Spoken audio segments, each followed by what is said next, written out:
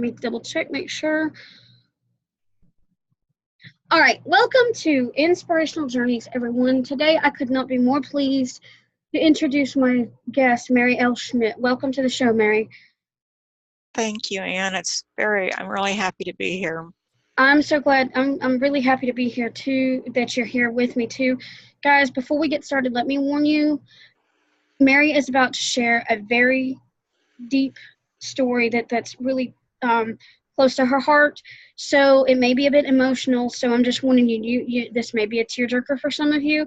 If not, that's fine. But just sit back and enjoy the show. So, Mary, can you tell us a little bit about yourself and your background? Sure. I have always found, even when I was growing up as a child, I liked to write. Write in a journal, write in a diary of sorts, write just little things that I found or saw and did. And then growing up, there was a TV show, Julia, and it was Diane Carroll, who was a black nurse. And I thought, great, that's what I want to be. I want to be a nurse. She was my role model. I just knew I had to be a nurse. And if I wasn't going to be a nurse, I wanted to be a secretary. For who? I don't know. But anyways, I ended up going to nursing school and graduating with high honors. So I was a registered nurse for many years. And I'm a member of the Catholic Church. I did teach catechism for a few years. I have spent 6 years working with the American Cancer Society in different positions. I worked extensively with March of Dimes and as well as Cub and Boy Scouts, and my son, my living son, he's an Eagle Scout. Very, very proud of him. And my husband and I have taken kids under our wing for music trips like to Washington, D.C. And when you have 2 adults and 12 kids, it can get, and they all want to do something different, it gets to be challenging, but it was a lot of fun to do that. I love art. Art is a way for me to express myself with design, with just, for instance, I've gone through traumatic times in my life, and in one instance, I was using oil paints and I painted an ocean scene with a cliff and a gnarled tree at the top, just one gnarled tree with nothing else, and waves crashing on boulders on the beach because it was a stormy time in my life. And so that's what I did. So I do love art, the visual arts especially, and I do photography. I have an online gallery. I do traditional art, and I do digital art as well. I have 17 books that I have written since having to stop being a registered nurse. And I love spending time with my husband, and we have 2 grandchildren, a grandson and granddaughter. Wow. So what inspired you to become a writer? Well, basically in January of 2013, I had to stop working. I could no longer work as a nurse anywhere, doing anything. I was sick. I had a lung removed. I had a neuroendocrine type of cancer called atypical carcinoid, and the only way to cure it was to remove all of it. So that was done. And I have lasting effects from having Lyme disease as well as Rocky Mountain spotted fever. So I have a lot of issues there health-wise. I'm on oxygen, as people can see. Oh, by the way, I didn't know I was going to be on video, so I don't have any makeup or anything on, and what you see is what you get. So anyways, so you're seeing me first thing in the morning like I am. So I do wear oxygen. I have to have the oxygen. If I try to walk very far, I desaturate. I can't walk in humid conditions when it's hot out. I can't, because I'll just get sick. I'll just desaturate right away, and it's just the way things are for me right now, and it's been that way since January of 2013. I also had to have my heart repaired.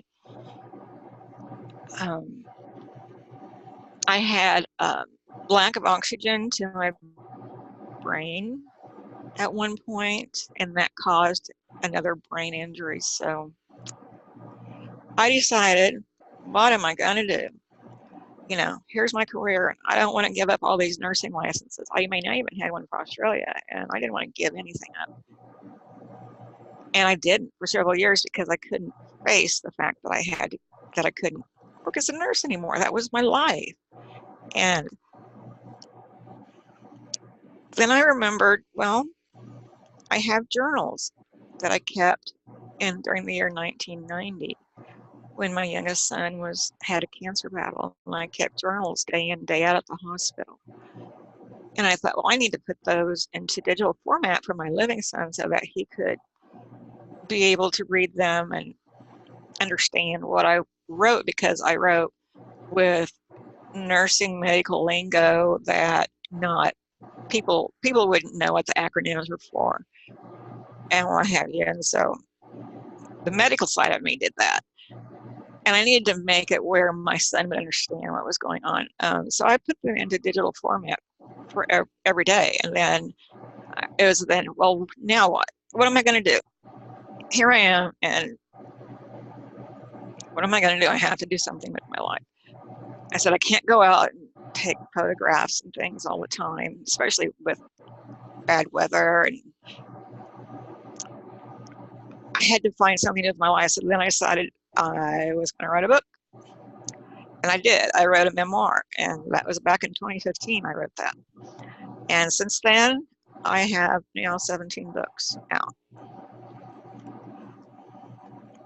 I'm sorry. So I wrote the memoir, and then it was like, now what? What do I do? And I then found out, oh, you know, I should do a book on bullies, a children's book. And so I did. And it's about a little mouse who has half a tail, and he is being called names. And it deals with bullies. It's a multi-award-winning book. And then I went on to Susie Has a Secret, which actually was stolen from me, but I have it. And I have everything back. And it was a little girl who, in the process of her parents being gone for a few hours one afternoon, her uncle touched her and tickled her a little inappropriately. And then there's a parent's and educator's guide in the back of that book. First, the book is supposed to be read by a parent or adult or educator. And then they need to read the back of it. And then they can go through the book with a child or children, but they need to do it with it being age appropriate. My book does not have certain private areas as certain names, because for me, I wanted it to be the younger kids that didn't know what certain things are called. So it goes with the swimsuit rule is what is followed with my book. And so it's open and available to be completely customized to each child. Parents and the educator section really helps out with that, so they can really help, because that's a big issue worldwide, actually. Mm-hmm. And so the bullying, and then I was like, okay, well, now what do I do? And then my husband and I, we have these squirrels, and one is Stubby, and we called him Stubby because he'd have to tell him he was a brave squirrel. He's no longer around, but we have these wild squirrels that come into our backyard, and my husband started feeding them walnuts and giving them peanuts and things to eat, and now they're here. They beg at the window for food. They're wild. They're going to run away if we open the door. They're going to run and hide and go as far away as they can, but they don't go so far that they can't see what we're doing. So once they see, okay, this stuff is out, the buffet is laid out, they went back inside. Okay, now it's time to go. Let's go eat. That's what they did. So we took those squirrels, and we have them named. They have like Cutter has just one cut in one of his ears, so he became Cutter. Has two cuts in an ear, so he's Two Cut. Patches had some fur that was off the top of her back and backside, and she became Patches. So they all have names. And to individuals who don't really know the squirrels like we do, they wouldn't know one squirrel from another, but we do. We all have names. We know which ones are pregnant. We just know our squirrels.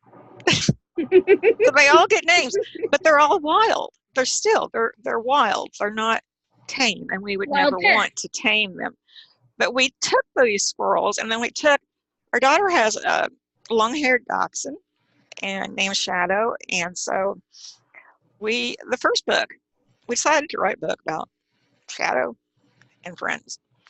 Shadow and friends, and the first one is how a dog and two squirrels become friends. And you would never think that a dog and squirrels would be friends, but they did become that way due to a lost squirrel, the mother having lost her baby. And so there's always lessons to be learned in each of these books for kids, and also fun. So here soon will be our 8th book will be coming out in that series, and it should be coming out within a week and a half. It should go live, and it's Shadow and Friends, Ocean Adventure, and they're down on the Florida Keys snorkeling, and you learn how to snorkel. And then there's an old ship. It's not a sailing ship. There's an old ship down there, and so I dress squirrels up, and they were playing pirates and stuff, and they find a treasure chest, and inside there's walnuts and dog bones and things. So we make it really fun, but also learning. That's what we do. And then more recently, I started thinking, well, from my memoir, I in that book, you'll read where I lost 2 children, and one of them was to a very, very traumatic scenario with cancer, and actually just a horrible, horrible time for my son. Yeah. And that book needed to be written, and needed to be written in the way it was, because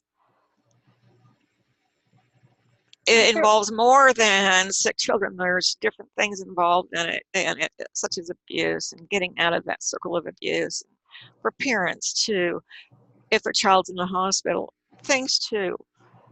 If something's going on, if your child is in pain, that's something that needs to be taken care of right away. If an antibiotic is hung an hour late, don't worry about it. You don't know what's been going on in the nursing unit.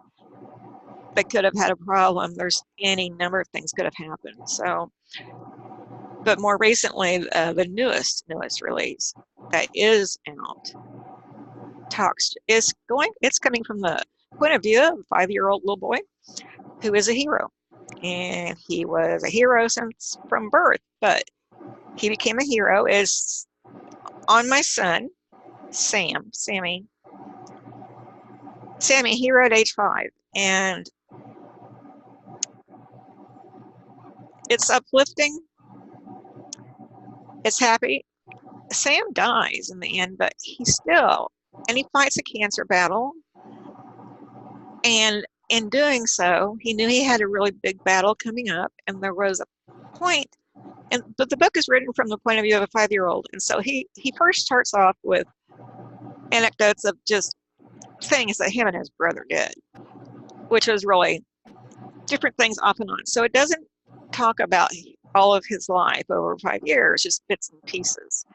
And it's things that Sam remembered, things that his brother remembered, and things that I remembered in discussions with both kids.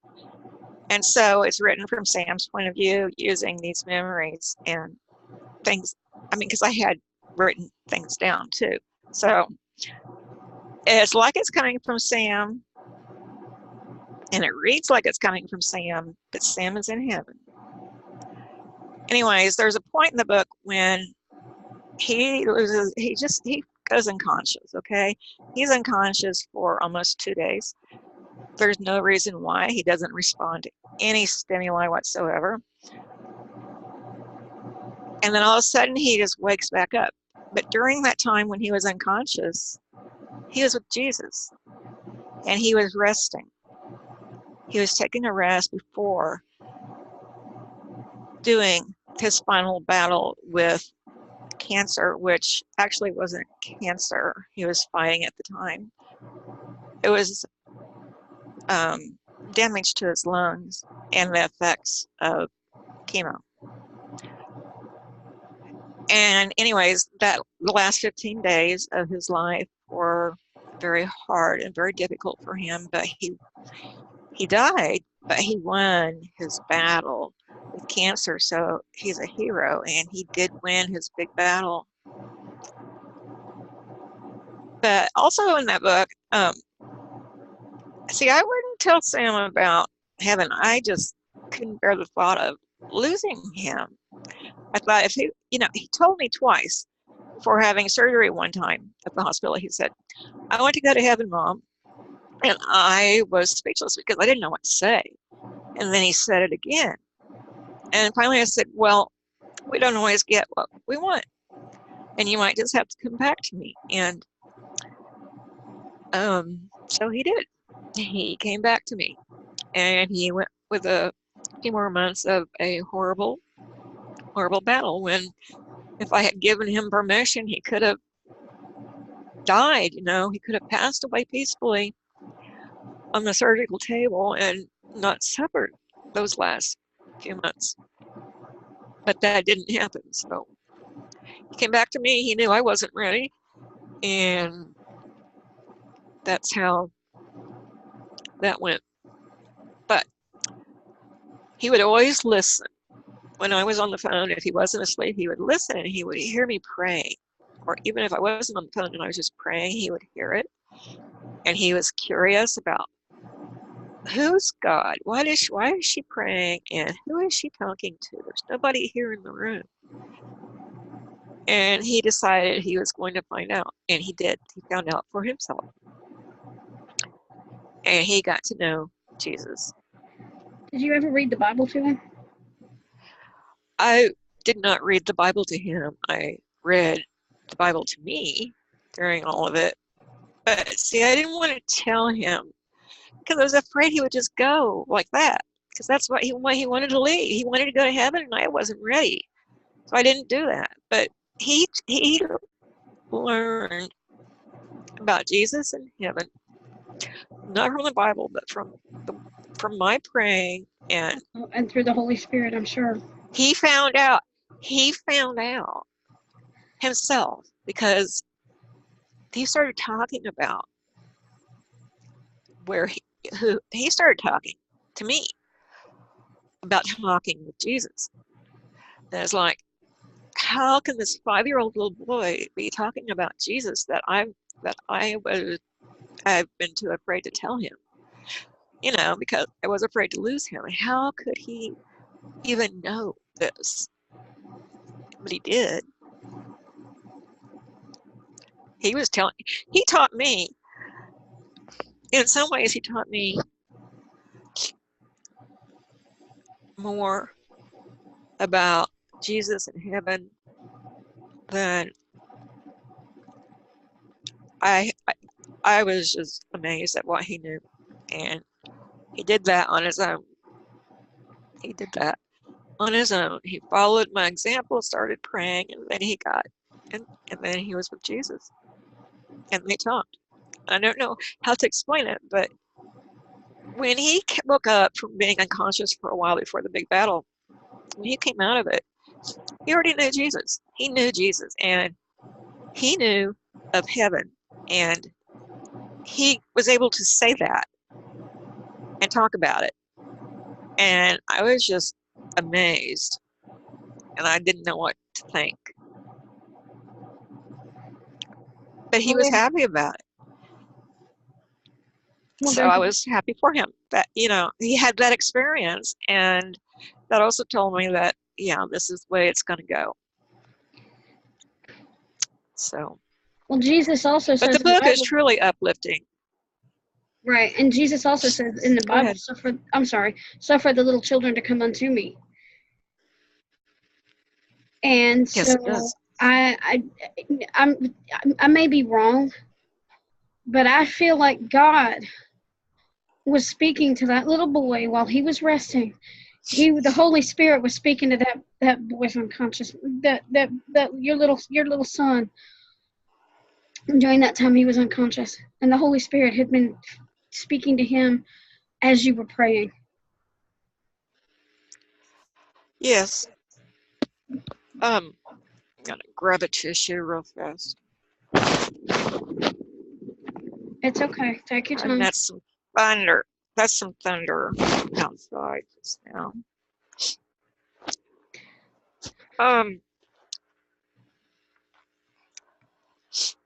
5 years old. 5 years old. Right. Gone through more than some people go through in an entire lifetime. Knows Jesus, knows heaven in a manner that a living person should not know so much about. I mean, they should know that, yes, there's heaven, yes, there's Jesus, God, and all Christianity and all of that, but he knew more than that. He talked about it. Oh He my knew God. more because of his experience when he was unconscious for no reason. Like I said, absolutely unconscious, no reason to be unconscious. Didn't feel any pokes, didn't feel anything. Everything, all the scans, everything looked good. No reason to be unconscious, but he was truly with Jesus during that time. And that's what he said. Is it possible he could have gotten a glimpse of heaven? Yes, yes, yes. I firmly believe that. I firmly believe that because of the way my son talked afterwards and the things that he said. It was like he has seen things that we all believe is there, but he has actually seen these things. And it's amazing to hear that from a 5-year-old. A 5-year-old is not going to lie about something like that. Something so profound. They're going to, this is coming from an innocent child who has just had this experience of coming from, I mean, it's honest and true. He did it. He experienced it. And it's amazing. And he knew that he had a big battle left to fight, a big one. And he knew he wasn't going to win that battle, but he knew he still had to fight it and to give it the best fight he could, which he did. For the last 15 days of his life, he was on a ventilator and things got really bad, but he still won because he won his big battle because he was cancer-free when he passed away. Do you think that your experience as a nurse helped you to care for him? Overall, yes. I think that over the years, yes, most definitely. I did most of his cares in the hospital, actually. But then I also was at his bedside day and night. I didn't leave to go somewhere else. I didn't want him to be. I was just there in a chair bed day and night, and that's how I wanted it because I needed to be there. I needed to be an advocate for him. I did his lab work. I always drew his labs. I would flush him off of his overnight IV nutrition and things. I did sterile dressings. He had a Hickman catheter in his chest for receiving chemo and antibiotics and nutrition. And I would flush him off of all that. And it's a teaching hospital too. So not only do you have student doctors and you have student nurses, but also parents who have a child that has a long-term illness. They have to be able to care for their children when they take them home at different times. And so you're really encouraged to learn and do everything you can for your child. And I did most everything. I didn't hang chemo or that kind of thing. That takes that's special schooling, and that's something you wouldn't do as a parent. I mean, I did a nursing career, but not and you wouldn't hang blood.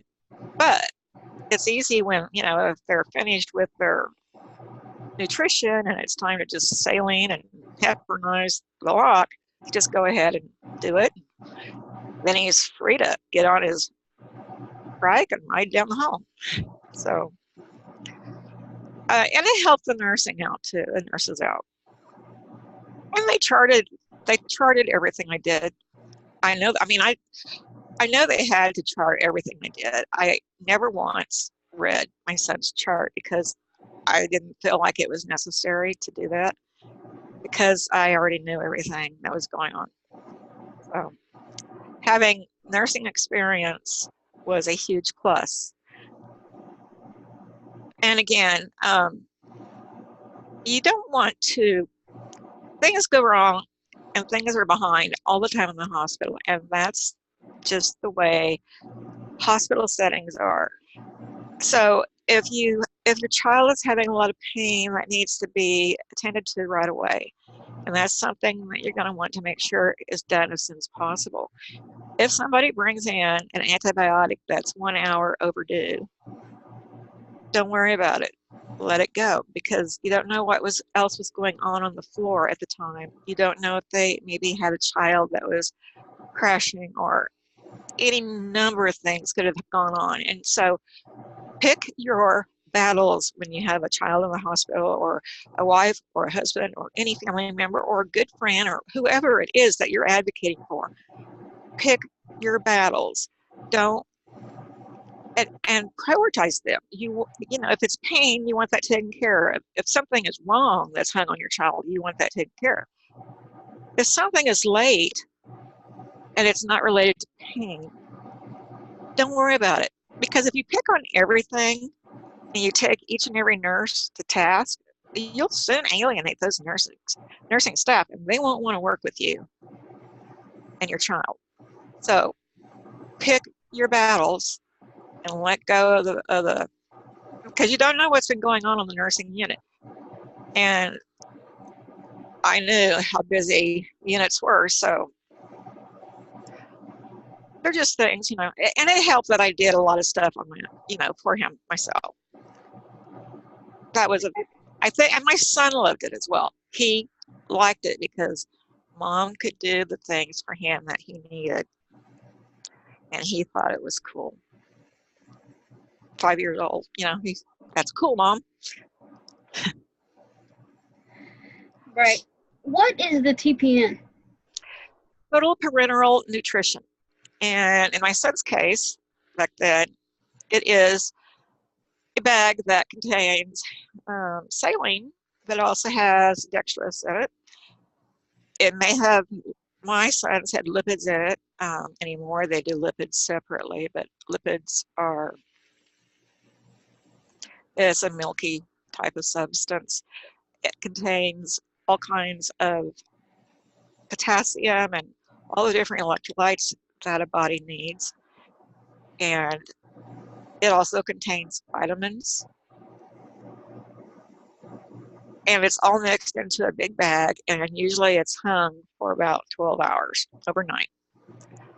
Because that's how my son, that was his only nutrition. He couldn't swallow. So that was his nutrition. Okay. Yeah, because I read that and I'm like, okay, what is that? So is the Hickman similar to a PICC line, or is it even? Because I'm curious about that. What is the Hickman? Okay, the Hickman is actually, well, a PICC line. I placed PICC lines for 5 years. And a PICC line, you use the upper part of your arm and you go in, it's a little bit of a cut down, and you go into the vein and you get it all the way to where it's within like 2 centimeters from the right atrium of your heart, and that's where you want the tip to be. And I did that for a long time. And I've had my own PICC lines. Sammy never had a PICC line. His was the Hickman catheter, which was 2 lumens coming out, and his was placed directly into what's called the superior vena cava, which is the largest vein in the human body. The tip was in there, and it was surgically sutured to his chest, on the upper right chest. And then he had 2 cords coming off of it. So it didn't go through the arm, it went directly into the subclavian vein and then tipped down into the superior vena cava, which goes directly into the right atrium of the heart. They do this for those who, well, TPN is hard on, if you had just a regular IV, TPN is hard because it's got potassium and things that will, magnesium and phosphorus and just a number of things, especially potassium, which is really hard on a vein. And so you need a line that's going to be where there's a lot of blood flow. And this, a lot of people may not be aware of this, but like I said, the tip is about 2 centimeters from the right atrium of the heart. Sometimes well, for PICC lines, we put them into the right atrium of the heart, the tip. It just depends on the person and what the doctor wants, but it's there. And the reason, and they're not child can have anything. They can receive anything through that line. Anything whatsoever. Chemo, you name it, whatever, they can receive it because it's not going to damage any vein. And the reason why is because most people don't know this, but the heart itself, every minute, the heart has 2 liters of blood go through it every minute. 2 liters. Think of a 2-liter pop bottle. That's how much blood is pumped through the heart every minute. And with the tip of this device right there next to the heart, there's no way that it's going to, damage any vein wall or anything like that, because it's just boom, it's gone into the heart and it's gone out into the body. So that's why they place those lines, because they can last as long as needed. And it doesn't, there's no chance of having anything. Well, this will be a big word, extravasate out. For instance, having an IV like in your wrist or your hand go bad and having anything leak out from where the site where it went bad into the tissue, that's called extravasation. And there are many medications and things. I mean, you can lose your fingers depending on what extravasated out. You don't want that to happen. So that's why if you're going to be on something long-term, you need to have a long-term device put in. And that's why the tip is placed where it's at. That sounds painful. No. I mean, the site's tender, for a couple of weeks, but then it's not. It's fine. Because nothing is put in so you don't hurt. You don't hurt at the site. And where everything is going, let me put it a different way.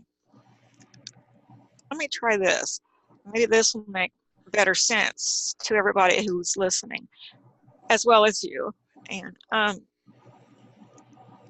if something is really caustic or corrosive, such as different medications, whatever, and the vein doesn't feel it, okay? The vein doesn't feel what is put in. There are no nerves inside a vein. There are no nerves. Pain nerves are outside of veins. So when you get a burning sensation, it's not from the inside of the vein itself. It's from outside the vein that it's sensing it.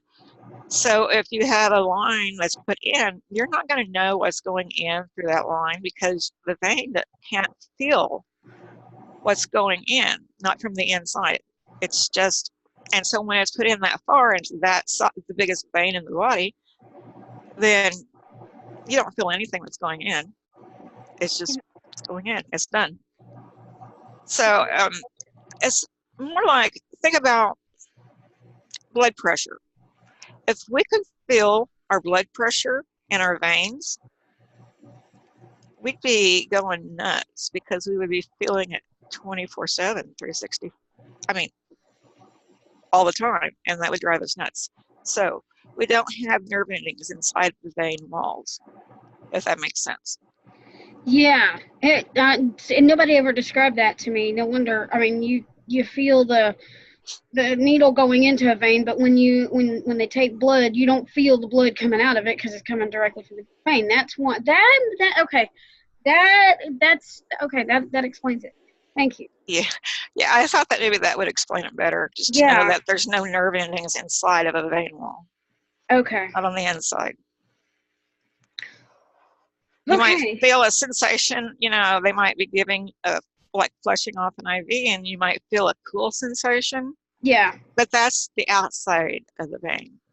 Outside the vein is feeling that coolness. Those nerves are. Nothing inside the vein is. So, yeah. Did you have to do a lot of research when you wrote? I mean, I know you have your own memoir and your own experiences, but did you have to do a lot of research to get meanings for medical terminology and things like that? I didn't have to do a lot of that because I knew it.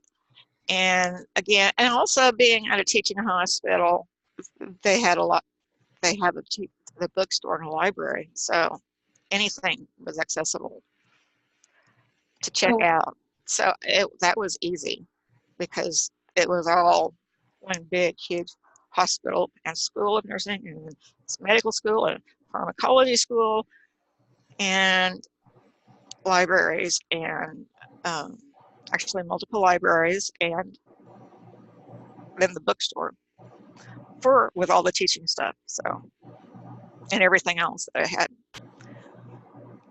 So I had access to everything.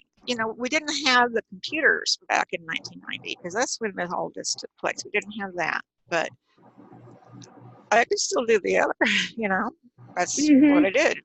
I read up on everything. I researched everything.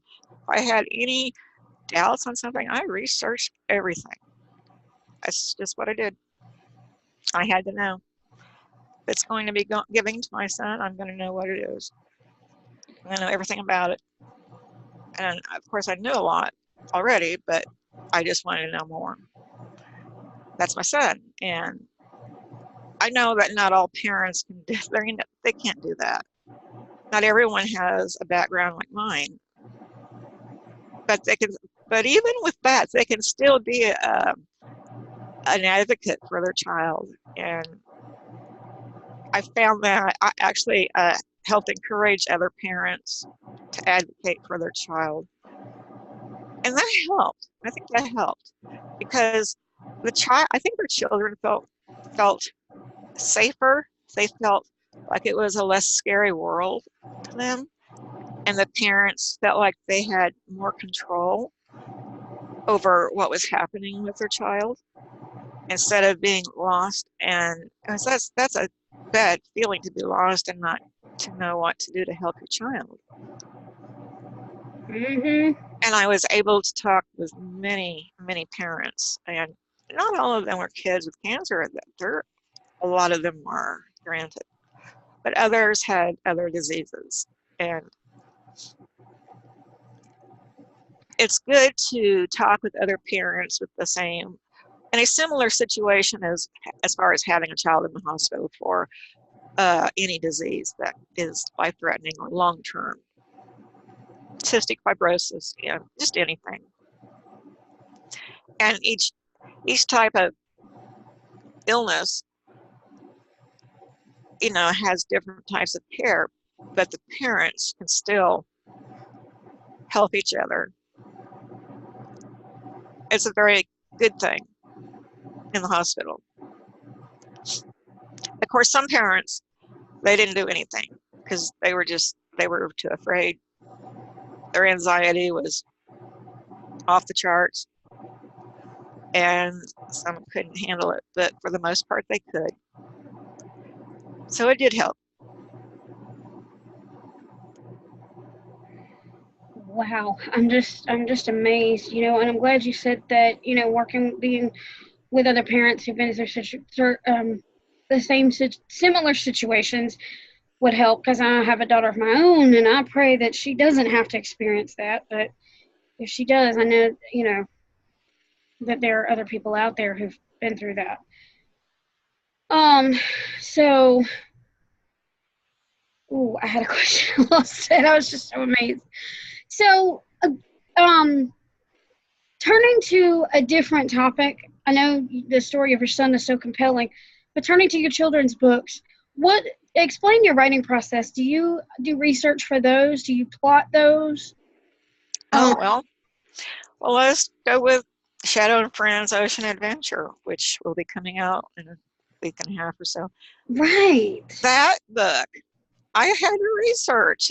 Yes, I did. I researched because I wanted the squirrels to go snorkeling. I wanted them to have fun, but I wanted them to learn about the Florida Keys. So I researched the Keys, chose 2 keys for them to be visiting, uh, found out all about the different types of coral, found out about, well, there's a UNESCO park there that's over 70 miles wide. That's a big, big park down there. Mm, There are, I learned of the ships that were actually sunk on purpose to help the corals and the sea life to grow and do different, become more. There's actually a figure of Christ um, that was sank. I believe it's in the Dry Tortugas Reef. And in the book, it also explains how the beaches on the Keys were man-made because they had been coral. They were man-made with the sand. Sand was brought in. They learn about marine life. They watch starfish and how they move around. They see jellyfish, and the jellyfish down in the Keys are not like jellyfish you might see somewhere else, say Australia. They don't have these little things coming out of them. They're more like a flying saucer type thing is what they do. It explains to kids that the coral is it's living, um, it's spiny, it's sharp, very sharp, but it's living organisms. But then you also have this old shipwreck site that's actually down there. It's just an old shipwreck. It's not a sailing ship. It's not a pirate ship. But the squirrels, these 2 of the young squirrels decided they want to play pirates. So they put on these pirate costumes, but they have their swords are rubber and everything, so nobody gets hurt, they're swashbuckling pirates, and it's just fun to dress the squirrels up like that and let them have fun playing. And there's always some morals and things to teach in the stories, and we balance that with fun. Doing the research, I did have to do a lot of research about the Keys because I was not as familiar with the Keys as I was in other things for books, in other books in the series. So I did do a lot of research, read a lot. I don't, for the children's books, those are 24 pages. And so I write a brief outline. I write notes about things that we want them, my husband and I, we talk about it because he's my writing partner, and we talk about it. Different things that we want to accomplish, and what do we want them to be learning and being taught, and what do we want to have them do for play and make it fun for the kids. And so we balance all that out, and then from there, I'm able to put together 24 paragraphs, 1 paragraph per page with illustrations on each page. So that's a 24. That's normal industry normal for a book of that nature is 24 pages of illustrations with paragraph. And so that's what I did. And then actually those paragraphs ended up getting changed here and there as the story comes out. As I start to work on the illustrations. That's when some changes in the paragraphs occur. But they're so fun to do. They're just, it's a fun thing to do. It's just fun. And we talk about what we want the kids to do, what would be fun for having the squirrels do. What can kids learn from this? What can we put in that kids will ask questions about, and we can talk to them. Children's books are a lot of fun to do. Oh yeah, I have one that I published myself, so I totally agree. This new one coming out, it is book 8 in the Shadow and Friends series. Send me that once it's released, and I'll feature it on my blog. Okay, I'll do that. And then send me the photos, the cover photo, because I will definitely feature that on my blog when it comes out. Well, I will definitely write a little note about that. Yeah, guys. Let's see. Send.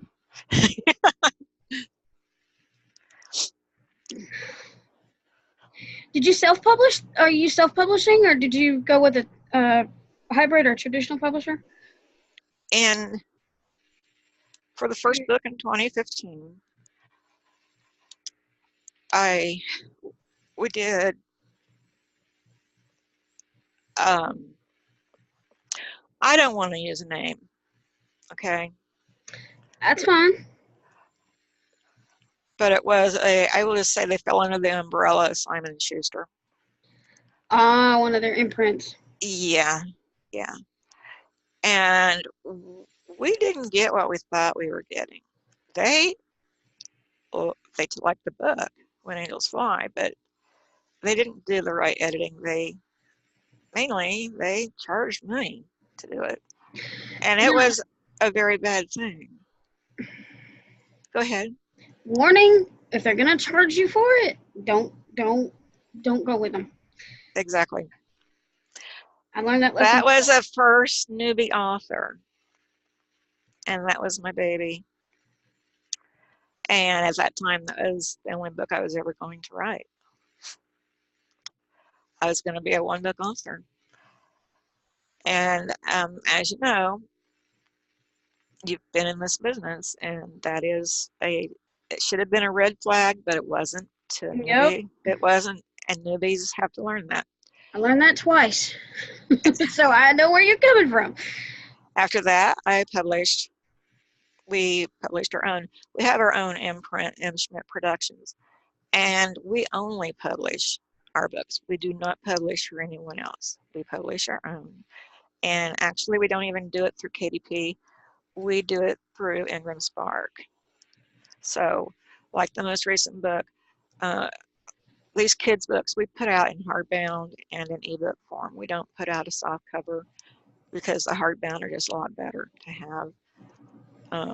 Has a nice case laminate type of cover, and they're just really nice. And when you publish the KDP, you know, you're on Amazon and that's where you're at. But when you publish your own through Ingram Spark, you're everywhere. So anybody that wants your book can look it up at Walmart or Target or wherever they want. Lulu's the same way. Exactly. But we lost some money on that first. Oh yeah. I'm not talking about it. Now, I do have that book, When Angels Fly. It is going through a different process right now. I have it in ebook format too, as well. And we got it in audio too. Yes. That was what I meant to say was audio. I've got a question about that. Did you get to choose the narrator, or did the publisher do all that for you? No. By then, I already had taken the book back. Oh, okay. Oh, I'm sorry. That's okay. Should have turned my phone down. I took it back because I realized from talking with other people, I realized what had happened and what a huge mistake that was. Have you ever tried to get the money back? No. I didn't do that because first of all, the book was so emotional to do, and I just couldn't see doing that. And because of all the emotions, I wouldn't be able to handle it. It would just Yeah, be, you'd probably had a bigger battle on your hands than you it really. would have been. And, you know, I'm going to go ahead and say it's Author Solutions. You can look them up online. They don't. No, I Don't want to. use Author Solutions. No.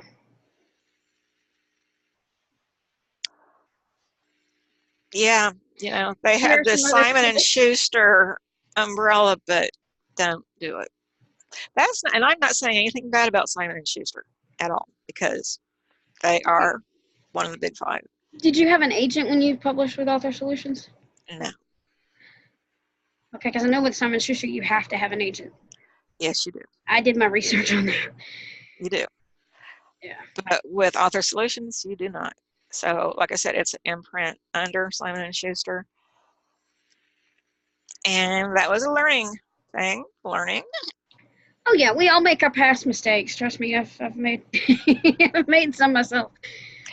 But now I am working with a friend who has a Freshing Group, and I'm working with Gary there. And actually, I had someone, I wanted Angels, When Angels Fly to have a brand new, nice cover, and it has a nice new cover. I also wanted one that was painted, digitally painted for Sammy here at age 5. And so I'm working with Freshing Group and Gary, the owner, and together um, to decide how I want to do the changes on When Angels Fly, which will be coming out this month or the 1st of June. And then Sammy, Hero at Age 5. That was a big one. I did all the interior work and everything for that. So it's actually those two fall under being published by Freshing Group and Schmitt Productions. So it's just a joint thing. Oh, This okay. this is somebody I've known for like 4 years, and I knew Oh, that they could do some things that I couldn't. I could do things that there were a lot of things that they didn't need to do because I already did it. And so I helped them out and they helped me out. That's kind of how it goes. having a Um, friend in the business is beneficial for both of you. it works out well, but everything else is just, it's under Instrument Productions, just our own. And like I said, we do not publish for other people. We do Yeah, just and our that's own. your choice. Do you hire editors when you do your book? Did you hire editors or did you edit them yourself? I can't edit When Angels Fly. I can't edit because I lived it. No, And I know. I still live it every day. So I had editors, but not every editor is good. There are, No. first of all, there's many types of different editors, you know, whether it's a line editor, structure, whatever. And then, you know, you're looking at syntax, you're looking at just everything. And not every editor is good. And some editors that are good charge a whole lot of money. Oh, I know. And I've had the best editing that I had done on Angels was when we were doing the audiobook, and I was having, Paula Slade was doing this. Paula Slade is someone who has been in the showbiz out in LA and a lot. She's just done a lot. I'll just say that. She's done a lot of shows, done a lot of work, done a lot of voice work, knows a lot of people, lives in upstate New York now. And You're she good. she did When Angels Fly, the audiobook. But as we were going through it, before she was even recording it, we went through it line by line by line. And she knew what needed to be written differently, or if there was a repeat scenario and things to cut out. And we did that line by line by line throughout the entire book. So she helps you edit it. Exactly. Exactly. What about for your children's books? Those, I do my own editing. They're paragraphs. They're not I do my own. I They're make not sure that the 50,000 word tense. novels. No, no, they're 2 or 3 So, sentence paragraphs yeah, I can for see where. each page with the illustrations. And so as long as the tense is correct and your punctuation is correct, you really can't go too wrong. No, and those would sound to me like, and I've never written books like that, but they do sound like they would be a lot easier to edit. They are. Did you have illustrations in Sammy a Hero at age 5? No, but I have pictures. I mean, well, maybe not illustrations, but did you put the pictures in the book? Yes. Okay, because me. Sammy at age 5 has pictures. It has pictures of being well. It has pictures of not being well. It has pictures of what was going on where. Yes. I don't remember how many. I think there are 10.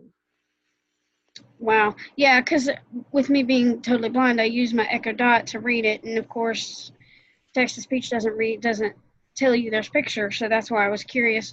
For those who use their Echo devices to read and they're not looking at the pictures, that was one of those questions because I was just curious myself. With Sammy Hero at age 5, it really involves Sam, his brother, Gene, Yeah, myself, and my husband, my my second husband, yeah. my current, and we've been together for more than a quarter of a century, so Wow. that's a God good had a hand in thing. that too. Yeah, yeah, he did, for sure. And for doing that book, that one was easier to do. I'm sorry. That's okay. It happens. I'm turning it off. Okay.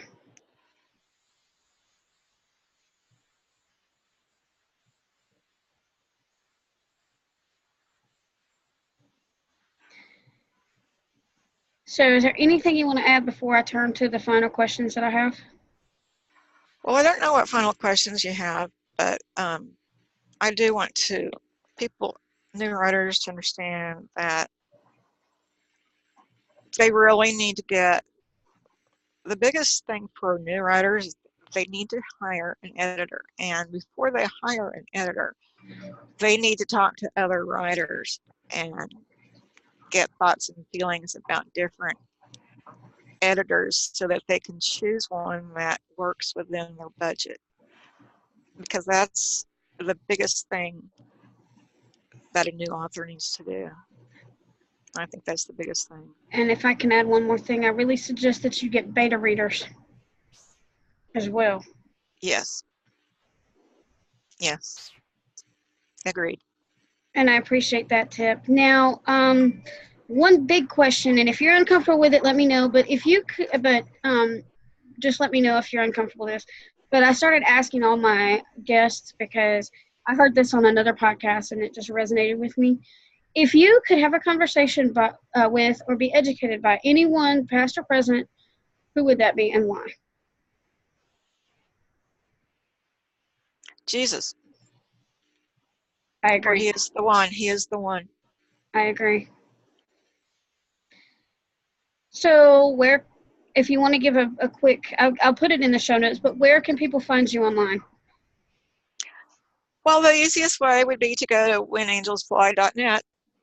That's my blog. And from there, they can find all the different platforms that I'm on, whether it's Pinterest, art gallery, books, everything. There's links for everything there. Twitter, the whole 9 yards. So the easiest thing to do is just to go to whenangelsfly.net. Okay. And from there, And it takes you, you can go to any book and anywhere you want to go. yeah, there's a video up on that site too. Yes, there is. So, um, do you have a Bible verse you'd like to share with us today before we wrap this up? Well, I don't know. I had thoughts. Probably Psalm 23, I think, 5 through Yes. 6. 5 through 6, I think. Thou preparest a table before me in the presence of mine enemies. Thou anointest my head with oil, my cup runneth It's over. over. Great. I Surely, love that song. surely goodness and And mercy mercy shall shall follow follow me me all the all the days of days of my my life. life, and Right. I will dwell in the house of the Lord forever. Right. I love that. I love that. I definitely love that. Would you like to close us out in prayer, or would you like me to? You can, please. Okay. Heavenly Father, we come to you in the name of Jesus, thanking you for this wonderful story. I thank you for the opportunity to allow Mary to share her special journey with us on the podcast, Father. And I pray that you will continue to give her comfort and healing during this process, Father, and give her the words to say in her books that may be of value to children and parents everywhere, Father. I also pray for the listeners that they find value in our conversation today, Father. I pray that you will continue to bless us all as we go forward with the rest of our week. In Jesus' name I pray. Amen. Amen. Thank you, Anne. Thank you so much. We challenge you today to go out there and read to get inspired, write something inspiring, and share your creation with the world. For when you've touched one life, you've touched 1,000. Thanks for joining us on Inspirational Journeys, and you guys have a blessed day. Thank you so much for being here, and I hope you have a blessed day too, Mary.